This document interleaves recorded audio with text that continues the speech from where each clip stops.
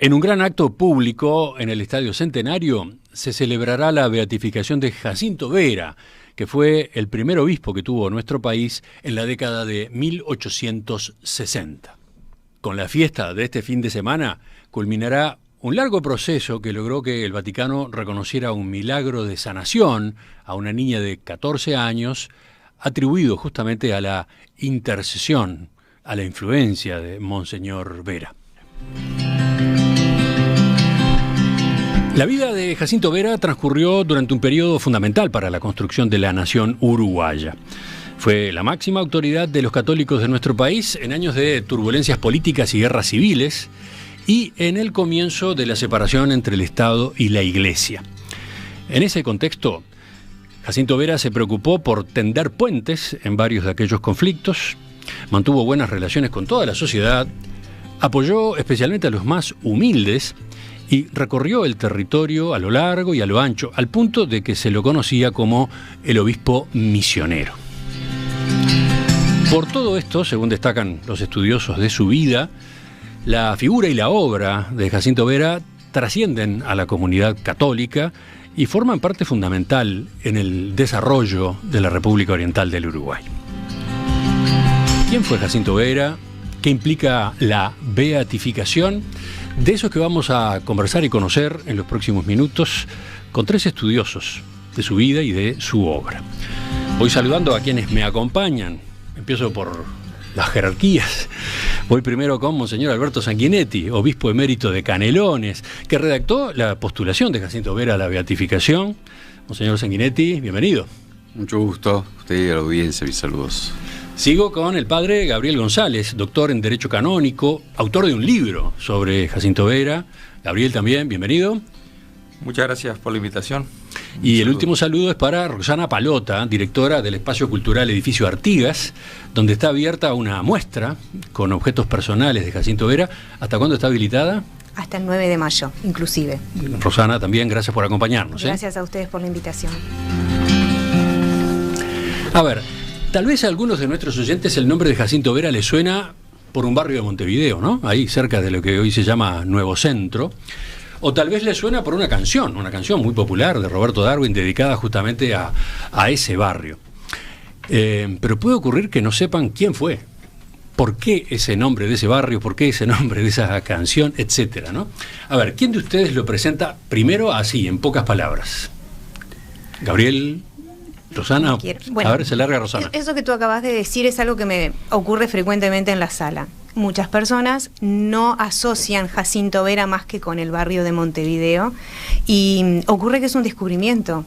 No solo cuando uno les presenta el personaje histórico que ha sido Jacinto Vera, por justamente lo que tú has mencionado, su rol en un momento histórico del Uruguay, que es de edificación, no solo del país como nación independiente, sino también de la Iglesia Católica, y ahí él tuvo un rol fundamental. Trabajó muchísimo para cimentar una iglesia que también estaba en una condición bastante precaria, pero porque todo el país, no nos olvidemos que era reciente la independencia, había un montón de cosas por crear, tanto para la iglesia como para el país. Y entonces ahí se descubre la figura desde ambas miradas, la parte histórica y su rol fundamental para la edificación de la Iglesia Católica en el Uruguay. Monseñor Sanguinetti ponía énfasis en eso ahora, fuera de micrófono, cuando estábamos por empezar. Sí, y ahora agrego, porque ya dijo mucho, ella veo un punto, que lo hace también siendo santo.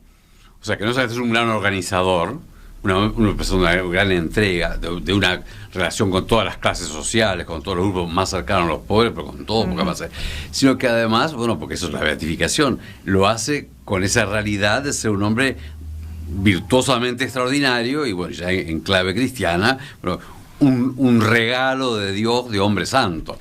Que también santo. Tiene que entrar, me parece. Perdón. Sí, santo. Ese término se utilizaba en esa época, ¿no? No es de ahora, no es de ahora que se le dice santo o se pretende que termine en la categoría de santo. Bueno, la iglesia nunca nos sale a ver a quién hacemos santo y se busca uno. Lo primero es que haya sido reconocido, o sea, que tenga, lo llama, en lo que yo tuve que estudiar y que tengo que probar, y es parte del proceso, es la fama santitatis. O sea, que ya en vida hablaban nuestro santo vicario. Bueno, la frase más famosa es: cuando esa apoteosis humana que fue su muerte, su entierro, y lo recibe en la Catedral de Montevideo, lo recibe porque venía del Cordón, un gran desfile, en nombre de la juventud católica, don Juan Solís San Martín, recién recibido de abogado, y bueno, hermanos, el maestro, el santo ha muerto. O sea que es el pueblo que lo reconoció así, y eso es también parte de su presencia. Nosotros tenemos héroes de distintas formas. Está realmente, o sea, está esa acción, pero está también, bueno, en lectura cristiana, esa obra de la gracia de Dios, y si quieren lectura, aunque sea humana, bueno, la novedad del hombre santo en la sociedad. Y en esta primera ronda, ¿qué agrega el padre González Merlano? Bueno, sin duda que sí, que fue una figura que trasciende los límites de la Iglesia.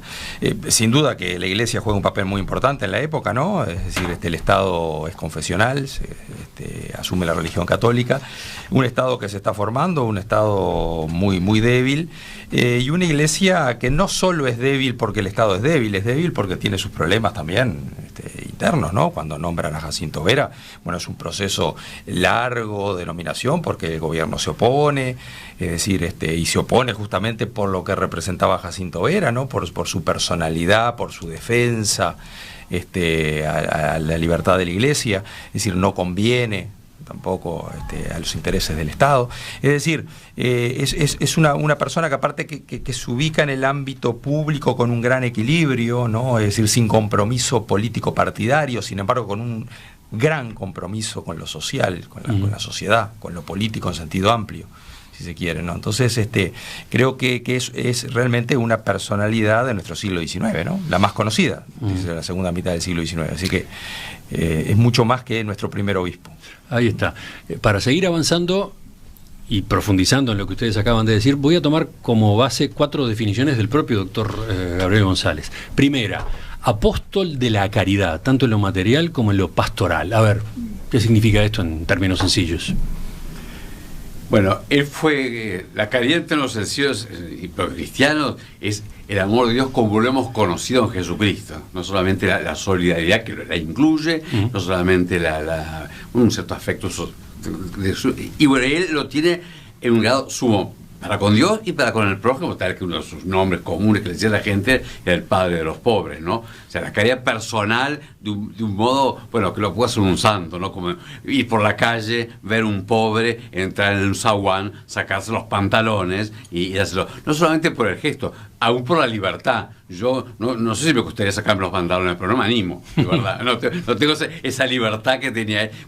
Desde el puesto de lo personal, la camisa, todos los bienes, hasta lo social. Porque lo organiza, por ejemplo, en plena pandemia de cólera, la sociedad de socorro a los pobres. Porque, claro, para la pandemia lo mismo que ahora, había que encerrarse. Los ricos se iban, así se funda el Prado, se iban a las quintas y empiezan a vivir allí, aislados. Pero los pobres estaban casi convertidos, toda la ciudad era la ciudad vieja y amontonados. Y jornaleros, así que se morían de hambre. Así que un hombre, en ese sentido, apóstol como apóstol de los pobres, de la caridad, extraordinario, ¿no? Pero también de la caridad, que es llevar el bien espiritual de los hombres, y por eso también en la fe, y que la dignidad del hombre basada en Dios. Así que en ese sentido pues puede haber muchísimo, ¿no? Pero y fue reconocido por todos. El padre de los pobres era su. Así que entre las necrológicas, pero de los diarios, ¿no? De los comentarios, bueno, qué cantidad de pobres van a quedar sin ayuda cuando él muere, porque era de su sueldo, era de sus cositas, ¿no? Así que extraordinario, ¿no? Sigo con otra de esas 4 definiciones: misionero infatigable. Si hay fe en el interior de nuestro país, en nuestra campaña, se lo debemos a Jacinto Vera por sus misiones, decía el padre González. A ver. Sí, sin duda. Bueno, recorrió el país 3 veces, ¿no? Estamos hablando de 1860, cuando inicia su primera gira misionera, hace 3 giras misioneras, ¿no? Recorre el país 3 veces, en algunos lugares más cercanos a Montevideo incluso va más de 3 veces, y ahí llega donde nadie había llegado, al menos desde comienzo de siglo, ¿no? No olvidemos que El último obispo que había recorrido estas tierras en nuestro país fue en 1804, el obispo de Buenos Aires, el último obispo de la colonia, que había recorrido un poco el interior y había fundado unas parroquias, 7 parroquias. Después prácticamente nadie en la campaña, ¿no? La campaña estaba totalmente abandonada a la mano de Dios, y él llega a donde nadie había llegado, ¿no? O a lugares donde hacía muchísimas décadas no se llegaba, con la palabra de Dios y con los sacramentos, ¿no? Por eso uno ve que en esas misiones donde él permanecía en cada lugar unos 20 días, un mes, son por miles las confirmaciones, los bautismos, las regularizaciones matrimoniales, y sobre todo la cercanía con la gente, el sacramento de la reconciliación, es decir, lleva realmente a Dios a gente que estaba abandonada espiritualmente, y con grandes sacrificios, porque las misiones no eran nada sencillo, había que recorrer esa campaña sin camino, con todos los peligros que había, largas distancias. Sí, acá se pueden agregar tantas anécdotas, ¿no? A propósito de lo que implicaba eso, los tiempos de los viajes, las condiciones. Rosana. Sí, yo quería acotar lo siguiente. Esto que él menciona de los sacramentos es muy importante en ese periodo histórico, porque todavía no estaba el registro civil tal cual los conocemos. Entonces, claro. Digamos, las actas o sea, la iglesia era la que tomaba las defunciones, los nacimientos, las uniones matrimoniales. Entonces, se necesitaba en muchos lugares del Uruguay, si no, de alguna manera no había registro alguno de esas situaciones. Entonces, la iglesia en ese momento de la historia del país tenía un rol fundamental, porque también cumplía, digamos, con esa función que el Estado, por lo precario y por lo recién conformado que era, no podía proveerlo aún. Entonces tenía un rol muy importante, así también como la asistencia en salud, que también había realmente condiciones muy precarias. O sea, cuando aquí en Montevideo se genera el Hospital de la Caridad, la Casa de Expósitos, o sea, no había orfanatos. Entonces la iglesia desde su lugar generaba espacios para atender esas necesidades que todavía el Estado no podía proveer.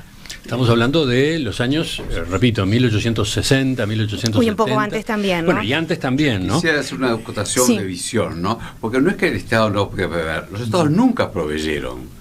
O sea, no es que hacía una función del Estado. Todo eso los hospitales, todo lo creó la caridad cristiana. Después la sociedad lo fueron asumiendo. O sea, porque la visión es ahora, la iglesia hacía algo que tenía que hacer el Estado. No, eso salió de los cristianos. Que no existía en el Estado un espacio para eso.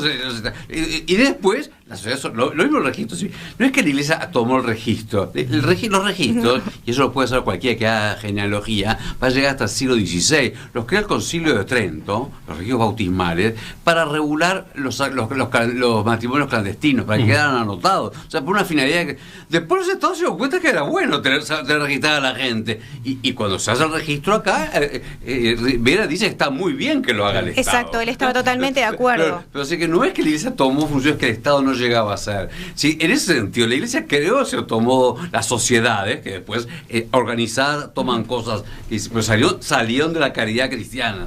Interesante ese apunte para seguir ubicándonos en aquel momento, en aquella época, ¿no? Le decían el obispo misionero, el obispo gaucho. ¿Recorría que a caballo? ¿Cómo era? ¿Cuántos lo acompañaban? ¿Cómo era ese movimiento?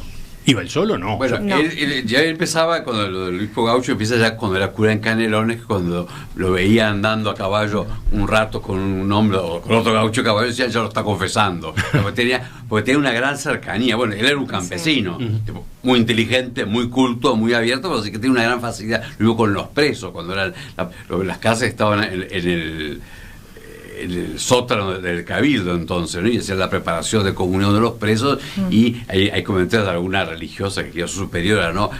Hasta con un término fuerte en italiano, no voy a decir igualito, pero más o menos, uno ve esos bárbaros, y al tiempo son unos corderos en manos de su pastor. O sea, tenía una gran afinidad para ahora después él va organizando. La primera sal siempre iba con compañeros, iban 2 o 3, cuando a medida que más pasa el tiempo, más organización. Cuando ya es obispo y ya tiene un cierto clero, llega un secretario de visita, y es el que hace, ahí hay actas. De la primera no hay actas, era puro trabajo, y caían como podían a dormir y empezar de vuelta. Así que se va a organizar. Lo mismo al principio es con un carromato de ellos, unos caballos. Después ya empieza a haber dirigencia, y a algún lado se empieza a ver la carrera de diligencia. Entonces ahí él compraba todos los asientos, y para su comitiva. Así que ¿Cuánto duraban aquellos viajes? ¿Hay algún número también que está muy gráfico para contar, ¿no? Bueno, en el 74, porque entonces sí está en el comentario de los padres jesuitas que fueron con él, cuando fueron que quiere hacer una acotación a lo que hicieron ellos. Hay pueblos que se están fundando, la República se va armando, todos los pueblos de frontera, ¿no? Santa Rosa del Cuarey, hoy Bella Unión, San Eugenio, hoy Artigas, Tacuarembó, porque esos eran campos de brasileros, Rivera, lo que era Artigas, de todo que es Río Branco, todo lo va visitando. Algunos no tienen ni plaza, entonces, así que también en eso es primerísimo, va siguiendo la fundación. Y bueno, pero que me perdí los tiempos, ¿no? A los tiempos, sí. Bueno, hay una nota del 74, dicen, la de Montevideo hasta Tacuarembó, después quedaban, después iba otro tiempo a Rivera. Y dice, fuimos muy rápido. 6 días. 6 días, ¿Y en qué condiciones? Y bueno, lo mismo, paraban donde se podía, porque en todos lados no había pueblos, y no todos tenían casas de posta, así que paraban donde podía. Y bueno, en varios de esos, ellos habitan en casas particulares. En Rivera no había ni iglesia en ese momento. Así que vayamos a la tercera definición. El gran estructurador y forjador de la iglesia de Uruguay. Sí, él recibe una iglesia muy pobre en clero, muy pobre en congregaciones religiosas, solamente prácticamente de vida activa estaban las Hermanas del Huerto, que estaban en el Hospital de la Caridad, sin laico formado, sin instituciones, sin seminario, por supuesto, sin una curia organizada.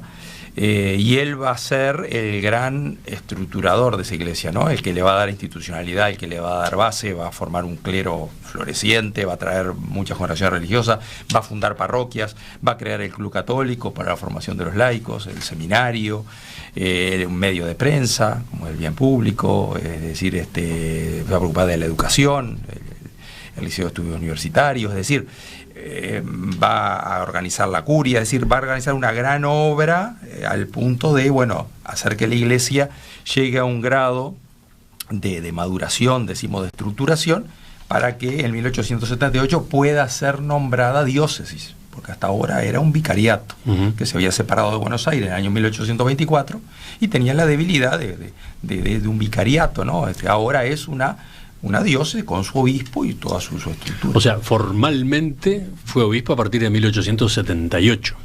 De Montevideo. Obispo de Montevideo. El obispo había sido nombrado en 1865.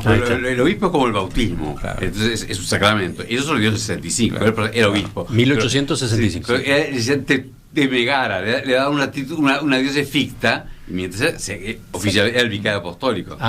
Se asignó una diócesis ficta. Claro. Sí, el obispo siempre tiene una diócesis, aunque sea ficta. Entonces, pero él era personalmente obispo, podía dar los sacramentos, confirmar, ordenar sacerdotes, ordenar obispos, etcétera, pero ejercía como vicario apostólico. Claro. Y si agregase, le parece, porque es una misión. El crecimiento demográfico del Uruguay, o sea que eso acompaña también, el Uruguay en la década del 60 tiene un crecimiento demográfico proporcional mayor que Nueva York, así que también está ese gran crecimiento, sea por la procreación, que es abundante, sea por la migración, y también, porque se excusan todos, que fue un cierto desarrollo de la vida religiosa en Europa después del gran desastre de la Revolución Francesa, de este punto de vista, ¿no? O sea, una cantidad de congregaciones, o sea, que había muchas religiones, que eso ayuda, por eso vinieron también tantas, porque hay muchas congregaciones, hay una explosión de congregaciones en Europa y en América, que después van a tener sus vocaciones, él tiene sobrinas que son religiosas, así que hay en ese... El siglo XIX parece contradictorio, porque hay un desastre, digamos, de la iglesia en instituciones, papas llevados presos, le roban todos los conventos, le roban todo, y al mismo tiempo una floración de vocaciones. Eso también hace el momento tan posible ese desarrollo de la iglesia, ¿no? Y voy al cuarto punto, a la cuarta definición: el gran defensor de los derechos de la iglesia, el gran defensor de la justicia. A ver, ¿por qué las dos cosas? Le toca vivir un momento difícil. en el sentido de que, bueno, como ya había dicho, la Iglesia estaba unida al Estado, es decir, el Estado se proclamaba católico, que la religión era católica apostólica romana, y eso le daba también ciertas prerrogativas a la Iglesia de injerencia en los asuntos eclesiásticos, ¿no? Es decir, lo que se llamaba el derecho de patronato, es decir, esa injerencia de la Iglesia en la presentación de los cargos eclesiásticos. La injerencia, ¿no?, del Estado. Del Estado de la Iglesia, claro. Por ejemplo, el nombramiento de los cargos eclesiásticos y, bueno, en la justicia eclesiástica también, en el pase de los documentos que venían de la Santa Sede. Es decir, toda una injerencia que no era muy legítima, ¿no? Si bien estaba en la Constitución, no era legítima porque la Iglesia nunca había otorgado, ¿no? El Papa, digamos, nunca había otorgado ese privilegio al Estado uruguayo. Sí lo había entregado a la corona española y después a través de concordato también a otros países, pero no precisamente al Uruguay, porque nunca había podido hacerse un concordato con la Santa Sede. Por tanto, todo eso era ilegítimo y él va a defender justamente esa libertad que tiene la Iglesia y esos derechos que la Iglesia tiene frente a un Estado que se entromete indebidamente. Es decir, la función del Estado era proteger a la Iglesia, pero con ciertas intromisiones el Estado, más que proteger, está atacando a la Iglesia, está persiguiendo a la Iglesia, y él se va a plantar muy firme ahí para defender los derechos de la Iglesia porque él considera que es su deber. Es decir, para eso fue nombrado, ¿no? Es decir, para que la Iglesia pueda desarrollarse y realizar su tarea, que no es una libertad de la Iglesia para tener más poder, para competir en la sociedad con el Estado, no, es simplemente esa libertad de la Iglesia de poder desarrollarse, de poder evangelizar, que es su fin. Sufrí el destierro. A ver, ¿cómo se tomó aquella decisión? Tuvo que vivir en Buenos Aires entre octubre de 1862 y agosto de 1863. ¿Qué desencadenó esa medida del gobierno? Bueno, tomando lo que dijo, él quería la libertad de la Iglesia, para algunos dicen el poder de la Iglesia. Esto es una Iglesia que no tiene ningún poder, vamos a hacer cosas como son, más que el poder religioso. Pero sí, el punto, por ejemplo, concreto de que salió eso, era que él quiere cambiar el párroco de la Iglesia Matriz, que es la principal parroquia, que era un hombre importante, senador de la República, tenía sus apoyos, y a su vez no era un buen eclesiástico. Entonces, su deber como vicario apostólico es buscarle un buen pastor a la principal pastor. Y bueno, y ahí es que se empiezan a entrometer a que no puede sacar un abuso de poder. Creo que también hay que mencionarlo, ¿no? Así como él quiere la libertad de la Iglesia para el bien de los fieles, además busca una cantidad de formas, lo contrario que hizo, que era violento, ¿no? De transición, de nombrar un coadjutor de forma jurídica, para no armar el lío, aún dejarlo como adorno, pero que hubiera quien cuidara a los fieles, y en todo le va diciendo que no. Pero también hay que poner que así como había esa especie de pretensión, yo no sé si es del Estado, que se llama tanto, de los gobernantes, ¿no? Que les gustaba meterse, entra la masonería, que aprovecha ese teórico dominio, derecho del Estado para oponerse a quien quiere llevar bien la Iglesia. O sea, porque si no hacemos una historia de ficción, ¿no? Fíjense que cuando sea el conflicto, le mandan a Buenos Aires, la misión que va a enviar el gobierno al nuncio que estaba en Buenos Aires para sacarlo a Vera, va a dirigir, presidida por Florentino Castellanos, que era el grado 33 de la masonería. Ese es el que le mandan al nuncio para el asunto eclesiástico, ¿no? Más allá que Berro no era masón, pero en fin, los grupos de gobierno eran muy chiquititos, ¿no? Claro, pero buena parte de los ministros y de los que influían sí. Entonces también hay los que más bien usan el poder por el poder son los otros, ¿no? Él busca la libertad y el deber que él tiene en conciencia, eso que le gusta, es un tema que le gusta mucho al padre González, así, ¿no? Es un hombre de la conciencia, eso es un hombre moderno. Sí. Él dice, yo puedo dejar mis derechos, pero no mis deberes. No puedo dejar la conciencia. Sí, yo quiero acotar un punto nada más. Jacinto Vera fue electo representante por Canelones, su pueblo lo eligió, podía haber participado de alguna manera en el poder, digamos, y eligió no hacerlo. Él siempre se mantuvo al margen de esas disputas y de ese rol. Entendía que su lugar estaba justamente defendiendo y actuando en nombre de la Iglesia y para la Iglesia. Y creo que eso es un punto a destacar. Jamás le interesó el poder. sino simplemente desde lo que le permitía su rol como director de la Iglesia Católica, hacer lo que era necesario para la Iglesia y para su gente. El destierro dura 10 meses, ¿no? 10 meses. Y al regreso tiene un recibimiento Sí. triunfal, una cosa por el estilo, ¿no? Sí, porque justamente es el triunfo del derecho y la justicia, como se dice, ¿no? Es decir, se hizo justicia con una medida que fue, bueno, digamos, una intransigencia en definitiva del presidente Berro, ¿no? Hay una movilización que va a recibirlo al puerto de Montevideo. Sí, muy grande, un recibimiento Incluso muy grande. El mismo destierro fue ilegal, porque claro. El Poder Ejecutivo no tenía poder para eso, claro. Se hizo la apelación, y así que hasta aún eso, ¿no? Pero sí fue una potencia, aunque él decía, como dice, tiene una frase, no hagan barullo, no hagan barullo, o sea, él no quería que salía un enfrentamiento con el gobierno, ¿no? Claro. Ni un triunfo personal. Siempre evitó ese conflicto, siempre lo evitó. Los oyentes van haciendo sus anotaciones también con filo, ¿no? Sí. Gonzalo dice, Jacinto Vera fue desterrado por el presidente Berro del Partido Nacional. O sea, muy lejos del enfrentamiento de don Pepe con la Iglesia.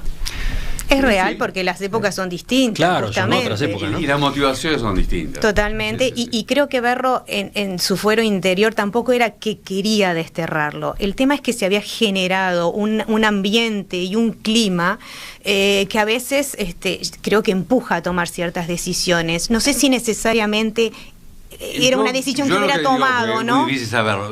Berro era un hombre, era católico primero, Sí. así que eso no tiene nada que ver de la posición y el lugar de la Iglesia en el Uruguay y en la cultura, lo tenía clarísimo. Él se enreda, tenía el influjo masón, pero aparte él tenía un concepto, yo por lo que he visto en los comentarios de la gente que lo conocía, era un hombre que tenía mucho sentido de la autoridad, era muy solitario, iba cambiando continuamente, y después tenía un peso sobre que estaba mal, pero la Constitución hablaba del derecho de patronato, y que estaba mal, porque se lo atribuyeron los constituyentes, y el patronato lo da la Santa Sede, así que de verdad era ilegal eso. Era ilegal el patronato del Estado. Del Estado, pero a su vez estaba en la Constitución, entonces él se siente con cierto deber de defenderlo, más él juraba defenderlo. Entonces digo, creo que también tiene un problema de conciencia con una situación política y jurídica y legal, digamos, ¿no? Porque es como si hoy dice el Estado que tiene, hoy lo veríamos clarísimo, pone en la Constitución que tiene derecho a nombrar a los obispos. ¿Y qué le va a dar ese derecho? Hoy lo vemos clarísimo, ¿no? Entonces creo que también tiene una persona. Ahora, él personalmente, además lo escribe, ¿no? Que lo respeta Vera, que lo considera y que dijo, bueno, Dios Vera quiere hacer lo que tiene que hacer. Así que no tiene nada que ver. Eso es algo de destacar en la época. Con otra época. Incluso había mucha digamos, esperanza con el gobierno de Berro cuando Berro asume, de un buen relacionamiento con la Iglesia, habiendo salido del gobierno de Gabriel Pereira, que había expulsado a los jesuitas, ¿no? Entonces había expectativas con ese gobierno, pero bueno, luego por problemas de esa índole, yo creo que Berro se aferra mucho a la Constitución, ¿no? Es decir, bueno, esta es la letra de la Constitución, dice esto, aunque bueno, no era legítimo eso, ¿no? Pero cada uno, creo, de buena fe defendía sus convicciones y lo hacían también desde el respeto, tanto de parte de la Iglesia como de parte del gobierno, si bien se avasallaba de alguna manera esa independencia que la Iglesia defendía, creo que entre las personas, y eso es de destacar, había respeto. Eso es muy importante. De hecho, llegado en agosto del 63, el 1 de noviembre se inaugura la rotonda del cementerio central, es el primer acto público, y está Berro, la señora, y está el vicario apostólico, ya con los hábitos de prelado, un título, así que digo, hay una relación bien, y él en todo momento no solamente evita, llega y ya hace una carta por la paz, está empezando lo de Flores, ¿no? Y en todo momento evita todo uso político de ese conflicto. Así que digo, eso es bien los dos. ¿Quién fue Jacinto Vera? ¿Cuál fue su papel, su legado en la Iglesia Católica de nuestro país y en la sociedad uruguaya? Bueno, ese es el tema de la entrevista central esta mañana. Con nuestros invitados, Roxana Palota, Monseñor Alberto Sanguinetti, el padre Gabriel González Merlano. Estamos adelantándonos a este acontecimiento que se vivirá el próximo sábado en el Estadio Centenario, cuando la Iglesia Católica celebre la beatificación de Jacinto Vera, el primer obispo que tuvo Montevideo, el primer obispo de nuestro país en los años 1860. El próximo sábado, en el Estadio Centenario, la Iglesia Católica Uruguaya celebrará la beatificación de Jacinto Vera, que fue el primer obispo que tuvo nuestro país en la década de 1860. El obispo gaucho, el obispo misionero, como también se lo llamaba. Sobre la figura y la obra de Jacinto Vera estamos conversando esta mañana con 3 invitados. Se encuentra con nosotros Roxana Palota, directora del Espacio Cultural Edificio Artigas, donde hoy hay una muestra que conviene visitar con objetos personales de Monseñor Vera. Está también Monseñor Alberto Sanguinetti, obispo emérito de Canelones, doctor en Sagrada Teología por la Facultad de Teología de San Miguel en Buenos Aires, y Gabriel González Merlano, sacerdote, doctor en Derecho Canónico por la Pontificia Universidad Católica Argentina, autor del libro Libre sin licencia y súbdito sin servidumbre, Monseñor Jacinto Vera, Hechos y Palabras, cuyo conocimiento justamente estamos aprovechando bien a lo largo de esta charla.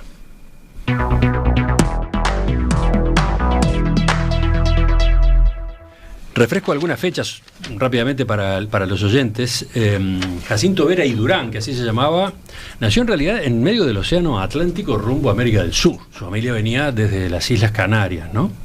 Fue bautizado en la parroquia del Destierro, Reino de Portugal, actual estado brasileño de Santa Catarina, ¿no? Julio del año 1813. ¿Está bien? 3 de julio. Después vino para nuestro país.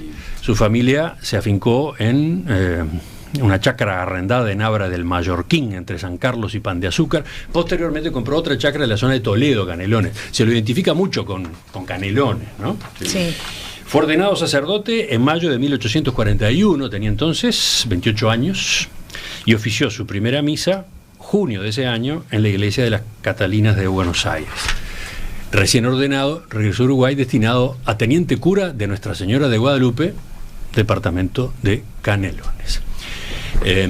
Dijimos que pasaría a ocupar puestos de jerarquía en la iglesia de nuestro país a partir de la década de 1860.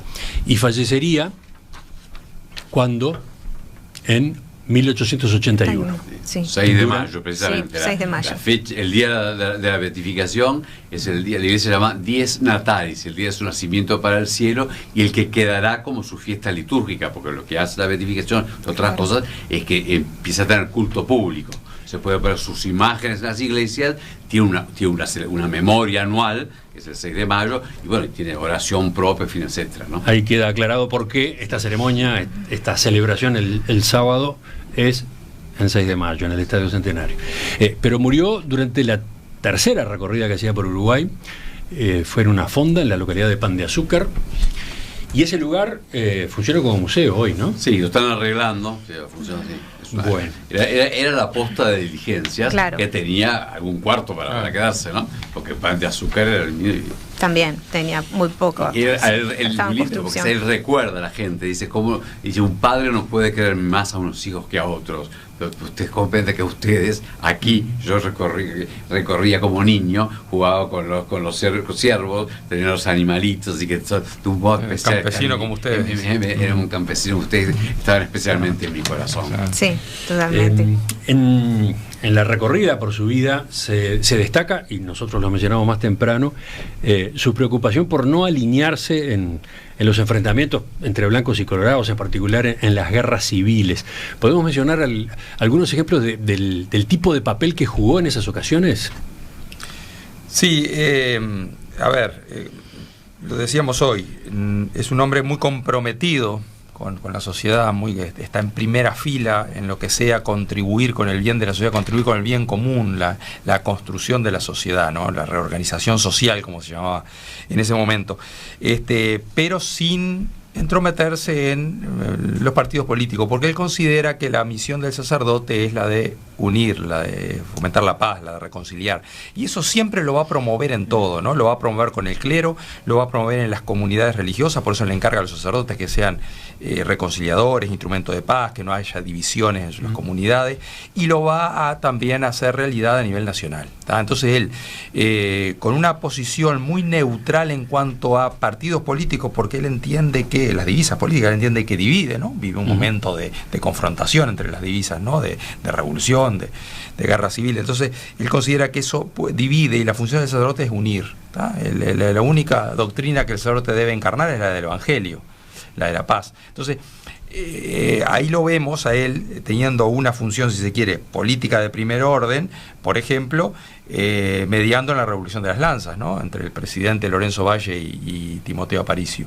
No tiene éxito. No tiene éxito, pero no por él, sino por otros miembros ahí del gobierno que, los intereses, claro, es que en realidad los dos líderes habían aceptado esa mediación. Claro, y de muy buena gana ambos. Exacto. ¿No? Sí, ¿Y qué pasó entonces? El militar que estaba propiamente, porque Lorenzo Valle estaba acá, aceptó la mediación, pero el militar que estaba allí, el lado del gobierno, que quiso hacer la batalla porque vio que podía aprovechar. Interés. Y bueno, hizo la batalla de Manantiales, que fue lo más sangrienta. Sí. ¿Qué otro ejemplo podemos citar?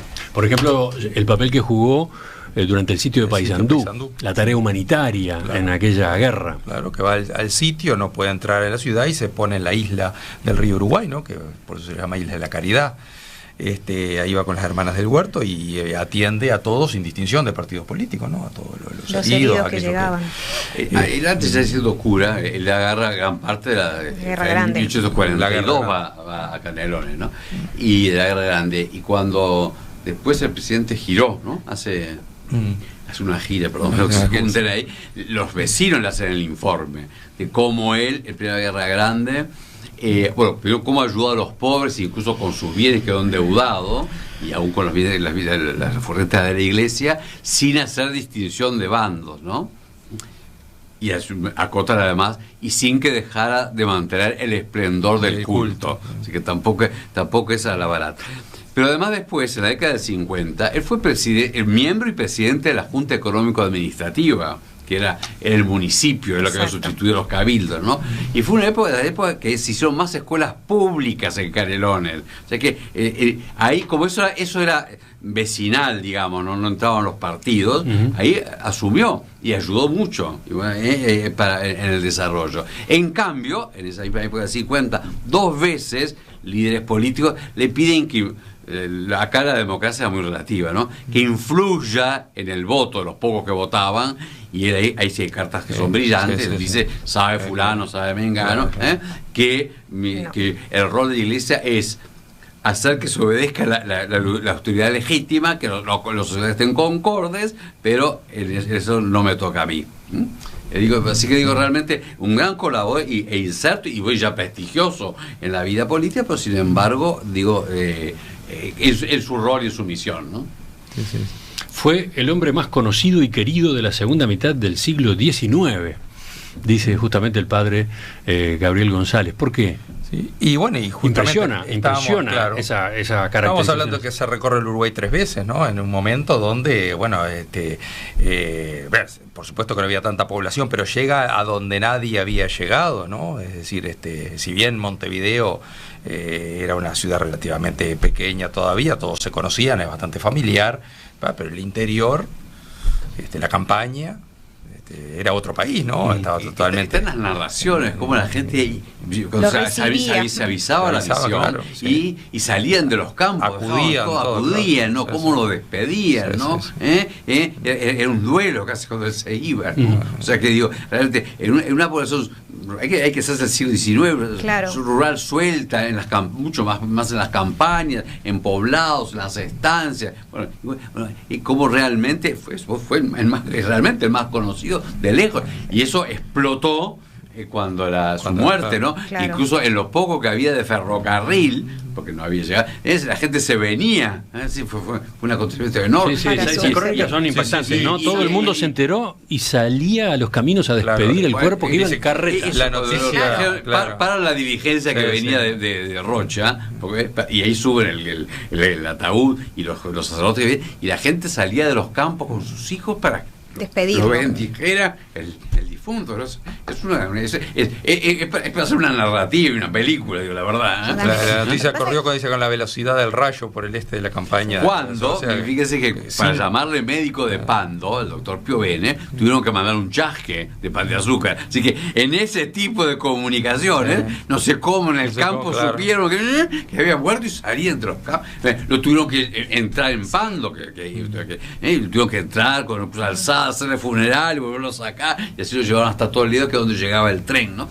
Así que realmente es palpable. Bueno, lo otro que es palpable fue el monumento maravilloso que tiene la catedral, que se hizo voluntariamente con una donación mínima, para que no fuera que algunos cuantos ricos buenos lo dieran, no se podía más plantear, para que todo el mundo pudiera participar. Están las actas, por ejemplo, los soldados juntaban sus moneditas para ese acto público. Se fue por el camino del crowdfunding. Sí. El crowdfunding. Por eso yo a veces digo que Jacinto Vera fue un adelantado a su tiempo, porque hay un montón de cosas que de alguna manera se inauguraron con su persona, ¿no? Esa es una... después, por ejemplo, cuando él impulsaba los ejercicios, ¿no?, con sus sacerdotes, es lo que hoy podríamos llamar, entre comillas, charlas motivacionales, que son tan promovidas y tan... Entonces, es una manera, creo, de presentar a una persona que en su tiempo yo creo que fue un avanzado en su época. Y cuando hacían la acotación de cómo lo querían en el interior, no nos olvidemos que yo no creo que autoridades, tenían sus caudillos locales, pero autoridades políticas de Montevideo que recorrían en el Uruguay, eso fueron muy pocos, eran excepcionales, ¿verdad? Entonces, que este señor se tomara los riesgos que implicaba en ese momento salir de recorrida que llevaba meses, desatendía, entre comillas, porque igual se mantenía activo y en comunicación con el vicariato aquí en Montevideo, pero les daba una importancia y los hacía sentir queridos de una manera que otra no tenían alguien en el Uruguay que los hiciera sentir con esa relevancia, ¿no? Le propongo que enseguida, en el final de esta entrevista compartida, nos detengamos en la beatificación en sí y cómo se llegó a este hito. ¿Qué dicen nuestros oyentes a propósito de Jacinto Vera? Hay varios mensajes. Por ejemplo, de Rosario, que señala: la familia de Jacinto Vera vive en San Jacinto, Canelones. Una de sus tatarasobrinas abrió una farmacia que se llama María Vera, por la hermana de Jacinto. Fue algo así como la madre del pueblo, fundadora del pueblo, gran referente. Sí, es un nombre central allí, ¿verdad? Después, mi primer recuerdo de Jacinto Vera es por una estampita que tenía mi abuela en su dormitorio, con una oración detrás pidiendo por su beatificación. Es emocionante que después de tanto tiempo llegue ese momento, dice por su lado Francisco, desde Bellavista. Efectivamente, yo quiero tomar eso porque la beatificación es también una comunión, no solamente con Jacinto Vera, con generaciones. Ya dije cómo Zorrilla y toda la época, cómo lo vivieron los contemporáneos y desearon, lo reconocían como santo y deseaban. Enseguida Geri, que es el sucesor, Monseñor Geri, hace unos escritos, trata de buscar unos testimonios, pone a Luquezzi, que como casi todas las cosas de la Iglesia Uruguay, que era débil, no pudo dedicarle a mucha gente, pero ya está. Después, Monseñor Soler le encarga al padre Lorenzo Pons, que es el que escribe la primera biografía. O sea, todos los tuvieron, hay una ansiedad, un deseo y una comunión con nuestros padres. Cuando en la década del 30 ya se promueve todo, y ahí está el último testimonio de Zorrilla, que es emocionante, porque fue el que lo recibió 50 años antes, muerto en la catedral, y lo conocía en vida, y dice: soy el último de los testigos de una generación que lo amó, etcétera. Y dice: nunca he visto una imperfección en este hombre, y con la santificación de Vera se santificará todo el Uruguay, al quien él tanto amó, tanto sirvió, nadie lo amó tanto como él. Entonces digo, Bueno, el esfuerzo, la Iglesia no, si bien es que los fieles lo reconozcan santo, después hace un proceso, porque no es al grito, y es un trabajo enorme. Yo estuve 14 años haciendo el alegato ese, tengo 4.000 documentos en la computadora, porque así que digo, bueno, pero no voy a hablar de mí, sino bueno, tomé del padre Salaver, así que también hay una generación, y bueno, esas estampitas que dice él son del año 30 casi todas, sí, cuando se empieza, se promueve oficialmente la causa. Entonces digo, es una comunión con el Uruguay, un cierto Uruguay. El momento es visible, ahí se hizo un proceso, ahora se hace una beatificación, y un cierto Uruguay profundo, de personas. Yo cada vez que doy una charla, alguien me aparece, el otro día apareció así unos parientes, digo, estas cosas ya las mandamos al arzobispado, bueno, con algunas nos quedamos, y un pedazo de una camisa. En Canelones y en la curia había 2 sillas que eran de él, y en la parroquia catedral también, porque Rosaura Tejera Vera, que era una nieta de él, maestra muy conocida, poeta, etcétera, bueno, las había dejado, y vivía ahí en Canelones. Así que hay todo Acá tengo un caso, si Ana dice, en la casa de mi bisabuela en el Sauce había un medallón de nácar y una estola de color violeta que me decían habían pertenecido al obispo Jacinto Vera, porque la abuela de mi bisabuela era hermana de Jacinto Vera. Me deja hacer una anécdota familiar, la conté en el proceso, ¿no? Raúl Montero Bustamante, es el primo de mi abuelo, ¿no? Historiador, pone el proceso y muestra, deja allí, que yo la tengo yo, es un cuadrito, ya empezaba la fotografía, y hay un daguerrotipo, unos tipos sepia que se los peleaban cuando estaba ya en Buenos Aires, se peleaban por obtener un retrato, como llamaban entonces. Y está encuadrado en una especie de terciopelo, y unas florcitas, y dice el testimonio de Raúl Montero Bustamante que su padre lo tenía siempre en la mesa de luz, y dice 2 cosas, bueno, y que las florcitas las bordó su abuela, que es mi tatarabuela, así que ahí yo me junté. Pero además Raúl Montero Bustamante, para ver también la cercanía, nació cuando lo estaban velando y se moría, y lo llevaban a bautizar de apuro. Bueno, y le encomendaron a Jacinto Vera, que lo estaban velando en la catedral y lo estaban bautizando ahí, y se salvó, y de verdad se llamaba Raúl Isidro Jacinto Vera Montero.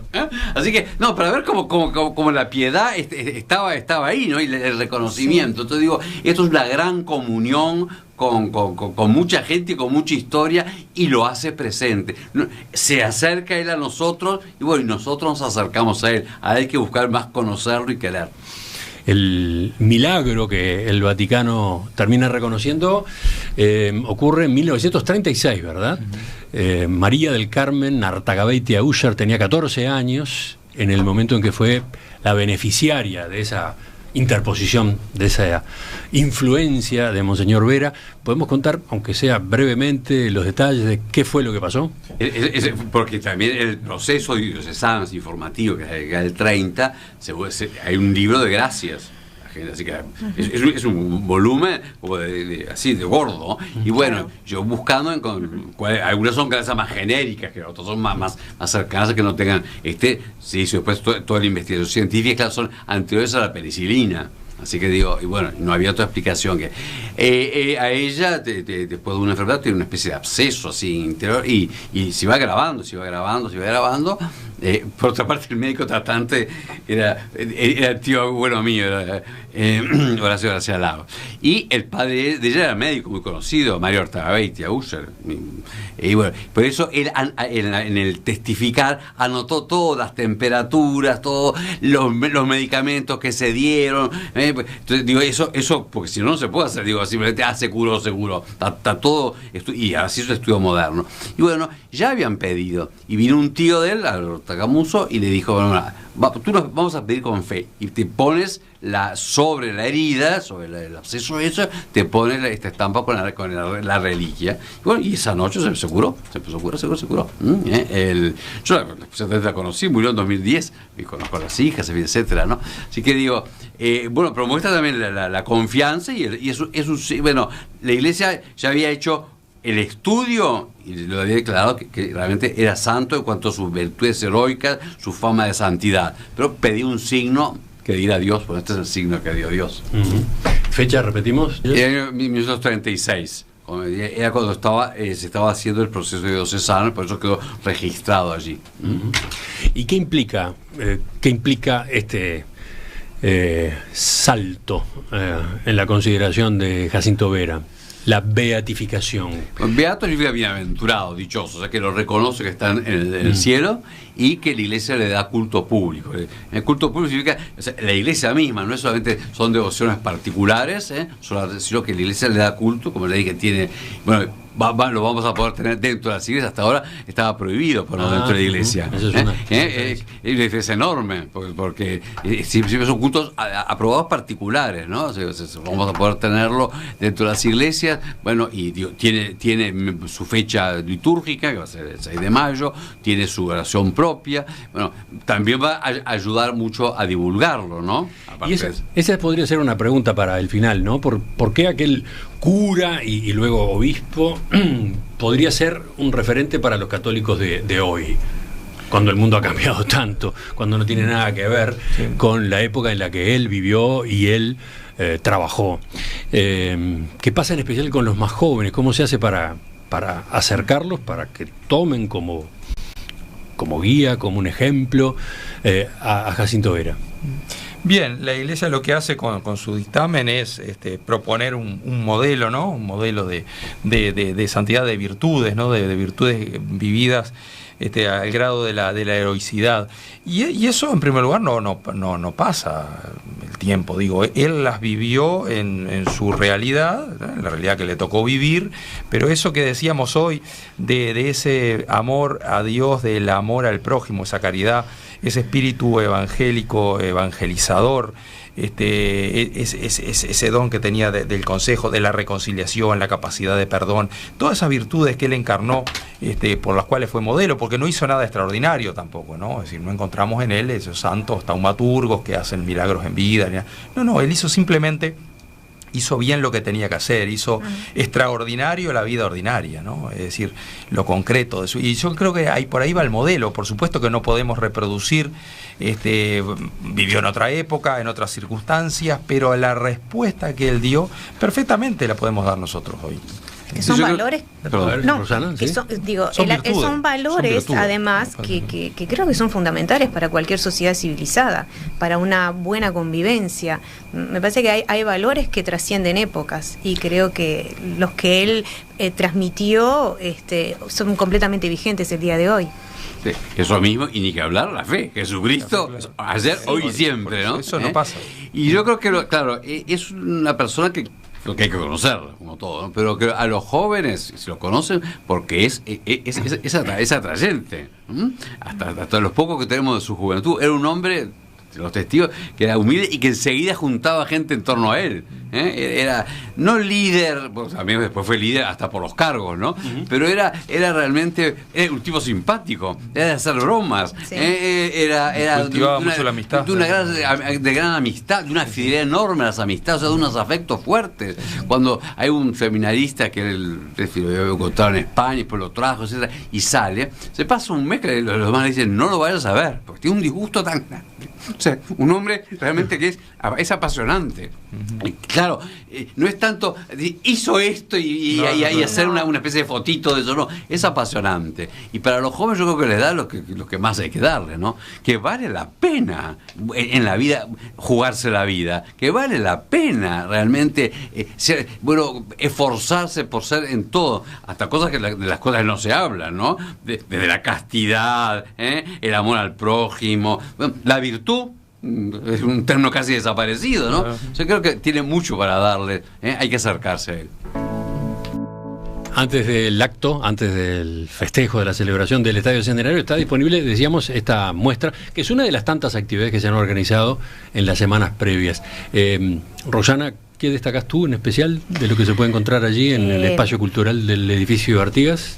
Yo creo que lo más destacable es que es una aproximación a Jacinto Vera y a su tiempo, al líder sí de la Iglesia Católica, pero también al ser humano, porque hay objetos de uso cotidiano que nos acercan un poco a esa vida austera que él practicó, bueno, un poco cómo se manejaba la vida diaria. Hay desde su gorrito de descanso, el que utilizaba a la noche, su despertador, un zapato y su calzador, su mate, Entonces, es un uruguayo más que tuvo una actividad y un rol muy destacado en nuestra sociedad, y creo que es interesante para quienes son fieles católicos, que van a acercarse a este primer santo uruguayo, y para quienes no, que conozcan también la vida de este personaje histórico, que creo que tiene un montón de valores que no dejan de ser importantes hoy, que son fundamentales,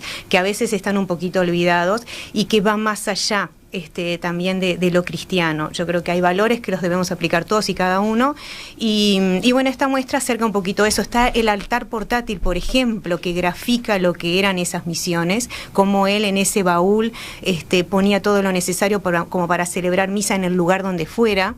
Está su cátedra portátil, ahí muestra un poco lo que implicaba viajar al interior con todos esos bártulos entre comillas, ¿no? Está la bula, donde se lo nombra también como obispo de Montevideo, que confirma a Montevideo como una diócesis independiente de Buenos Aires.